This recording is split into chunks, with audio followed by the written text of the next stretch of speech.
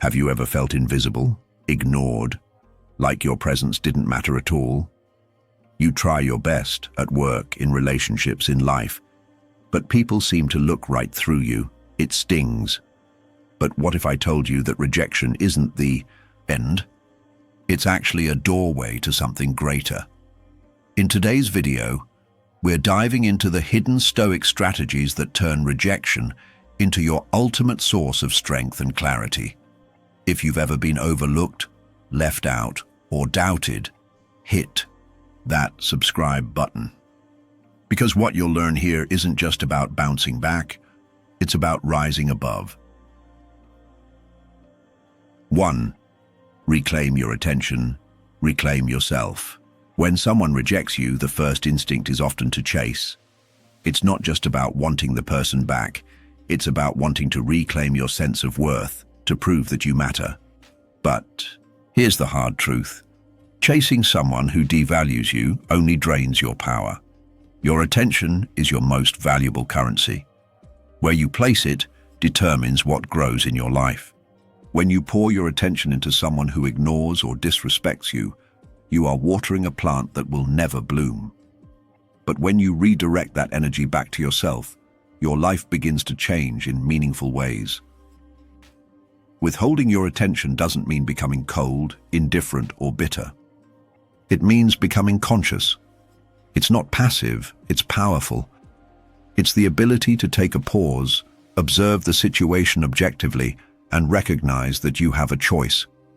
You don't have to continue feeding a dynamic that hurts you. You can reclaim your energy and redirect it. Every time you resist the urge to text someone who ghosted you, every time you don't spiral into self-doubt because of someone else's silence, you are building inner strength.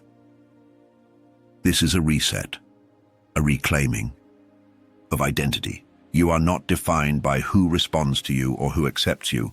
You are defined by what you choose to give your energy to. And once you stop giving it away freely to people who haven't earned it, you free up an enormous amount of space for your own growth. Suddenly, you find time to work on your goals, hobbies, and health. You begin cultivating your talents, nurturing your inner world, and discovering parts of yourself that were overshadowed by the need for external validation. You don't need their approval. You never did. What you need is to stand in alignment with yourself. That's where true self-respect begins. And as you reclaim your attention, you also reclaim your freedom. You stop letting the behavior of others dictate how you feel about yourself. You begin to understand that the greatest validation comes not from being chosen, but from choosing yourself, from staying loyal to your peace, your standards, and your path. You become someone who doesn't beg to be seen because you already see yourself clearly. You don't chase love, you become love. You don't cling to what's fading, you rise toward what's growing. The most powerful shift you can make after rejection isn't to get them back, it's to get yourself back. And in that process, you discover something far more valuable than attention. You discover self-possession. 2. Master the inner reaction. Rejection feels personal. It feels like a punch to the ego, a confirmation of every fear you've ever had about not being good enough. And in that vulnerable moment, the temptation is strong, to lash out in anger, to shut down in shame, or to spiral into overthinking. But none of those reactions serve you. They may offer momentary relief or distraction, but in the long run, they leave you even more disconnected from your strength. The real power comes from mastering the inner reaction. It begins with self-awareness. When you feel the sting of rejection, pause. Before you send a message, before you vent your frustration, pause. In that space between stimulus and response lies your freedom. Ask yourself, what exactly am I feeling? What wound is being touched here? Is it fear of abandonment? A belief that I'm not lovable? A story from childhood playing out again in adult relationships? When you get curious instead of reactive, you begin to unravel the deeper roots of your pain. This is not weakness. This is strength. Emotional maturity is the ability to hold your feelings without being ruled by them. It's the ability to say, I feel hurt, but I don't need to act from that place. This is the beginning of becoming a fortress, not a fortress that blocks out love, but one that isn't shattered by rejection. A fortress that stands steady and grounded, regardless of who walks in or out, and when they go silent on you, don't fight the silence. Use it. Let it teach you what they couldn't. Their silence can become your mirror. In it, you might see the ways you've abandoned yourself in the pursuit of being loved by others. You might see how much power you've given away trying to be accepted. Use that reflection to grow. Use it to return to yourself. Over time, this practice builds resilience. You stop fearing rejection because you no longer tie your worth to someone else's ability to see it.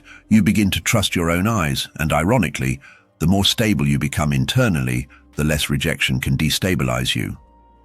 You realize that people's reactions to you often say more about them than you. You stop personalizing every cold shoulder or ignored message, and in doing so, you free yourself from the emotional roller coaster. Mastering your inner reaction isn't about becoming numb, it's about becoming wise. It's about learning to feel without crumbling, to respond without exploding, and to move forward without resentment. This is emotional freedom.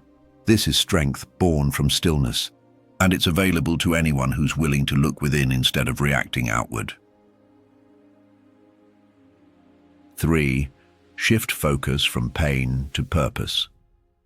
The pain of being ignored can be agonizing. It stirs up insecurities, loneliness, and a sense of invisibility. We want to be seen. We want to matter. So when someone withholds attention or affection, it can feel like a confirmation that we're not enough. But here's the truth. Pain is inevitable. But staying stuck in pain is optional. You don't have to dwell in the sting. You can acknowledge the hurt, honor it, and then make a conscious decision to shift your focus from pain to purpose. Acknowledging pain is not weakness, it's courage.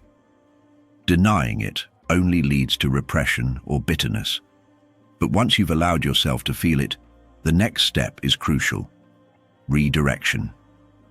Don't let pain become your identity. Let it become your catalyst. Ask yourself, what can I learn from this? Where can I grow from here? What needs attention in my life that I've been neglecting while chasing validation? Begin something new. It could be as simple as picking up a book, learning a new skill, joining a new group, or starting a side project. The goal isn't to distract, it's to transform. When your mind is engaged in meaningful activity, it has less room to ruminate. When your energy is directed toward building something, whether it's physical, intellectual, or emotional, you begin to heal in motion. Purpose becomes the bridge that carries you out of emotional stagnation. There's a power in transmuting pain into progress. The person who hurt you doesn't get to define your future. They were a chapter, not your whole story. And while they may have closed a door, your life is filled with other doors, new opportunities, new people, new passions. But you can't see them if your eyes are glued to the past. Lift your gaze. There is more ahead than what's behind. Start showing up for yourself in the way you once wished others would show up for you. Be consistent, be kind, and be purposeful. Turn your attention inward, not in self-pity, but in self-respect. Focus on becoming the kind of person you admire. Build a life so full of depth and direction that being ignored becomes irrelevant, not because it didn't hurt, but because it no longer defines you. Every time you choose to focus on your path instead of your pain, you grow, and growth is the ultimate revenge, not out of spite, but out of self-honor. You don't have to prove your worth to anyone who couldn't see it. Just keep becoming. Let your life speak louder than your words. Let your transformation be your answer to rejection. Pain is a teacher, but purpose is a healer. And when you shift your focus from pain to purpose, you don't just survive rejection, you rise from it. 4. Show your worth. Don't argue for it. In a world saturated with noise, opinions, and performative declarations, it's tempting to feel like we must constantly explain ourselves, defend our value, justify our ambition, prove our capability through arguments. But true value doesn't need validation. It needs demonstration. If you're great at something, show it. Don't waste time trying to convince people of your worth with words. The most powerful form of communication is action. Instead of arguing about why you deserve a seat at the table, build your own table. Take on a new challenge that pushes you beyond your comfort zone. Lead a project that others are afraid to touch. Start something bold and courageous, not for applause or praise, but to awaken the dormant potential inside of you. When you're overlooked, dismissed, or doubted, the ego wants to retaliate. It wants to debate, defend, and demand attention. But don't give in to that noise. Use the power of silence. Let your work do the talking. Let your excellence echo. The people who truly matter will see it, and the ones who don't were never going to believe you anyway. Arguing for your worth often leads you to explain yourself to people who have no intention of understanding you. So don't waste your breath.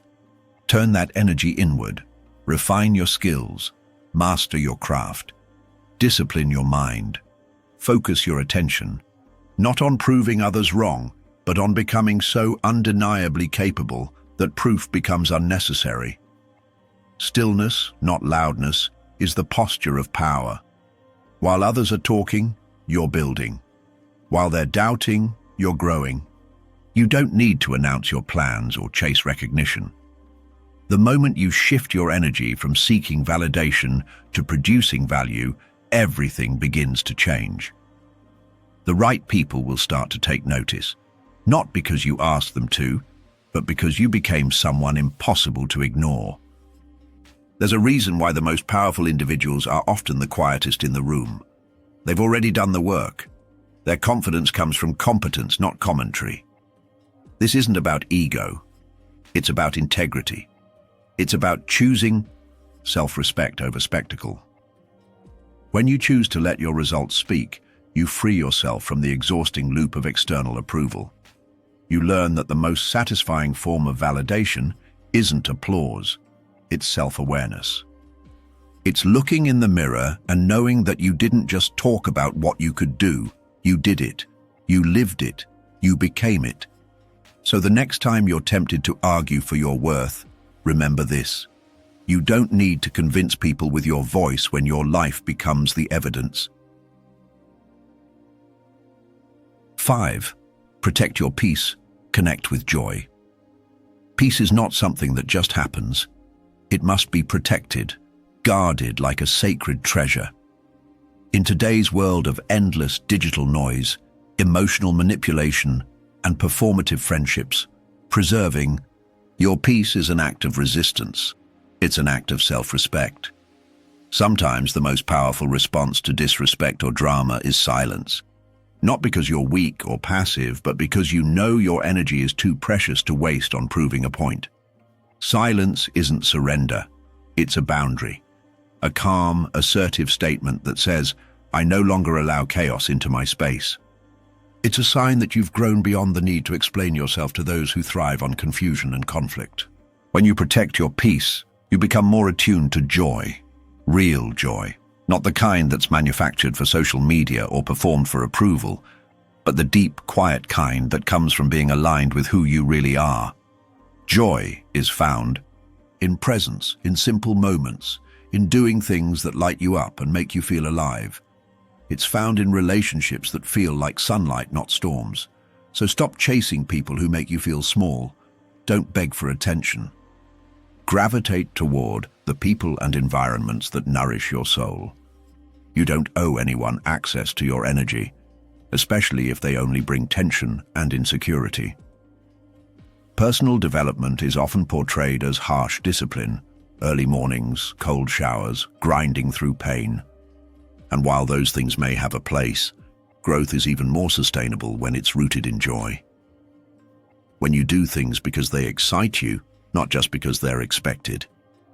When you laugh more, create more, express more, you grow more. Healing happens faster in environments of joy. Progress sticks when it's not just a punishment but a celebration. So give yourself permission to enjoy the process, to find delight in the journey, to make time for beauty, laughter, art, love, and connection. You are not a machine, you are a soul, and your soul needs joy to thrive. Don't measure your success by how well you've silenced your doubters. That's an exhausting game. Instead, measure it by how aligned you feel, by how much you've reclaimed your time, your heart, your mind. Growth isn't about proving others wrong. It's about proving yourself right. It's about becoming the version of you that you knew existed all along. That version doesn't just hustle, it rests. It laughs. It connects. It creates. It walks away from drama. It walks toward freedom. And most of all, it understands that peace is the foundation of power, and joy is the fuel of transformation. Rise above, not against. So the next time someone rejects you, pause, then smile, because you now have the tools, the strength to shift from reaction to intention, from insecurity to power, from rejection to redirection. Live as if their approval is irrelevant, because it is. Subscribe if you're ready to transform pain into purpose and rejection into self-respect. Your greatest comeback isn't loud, it's calm, focused, and unstoppable. See you in the next one.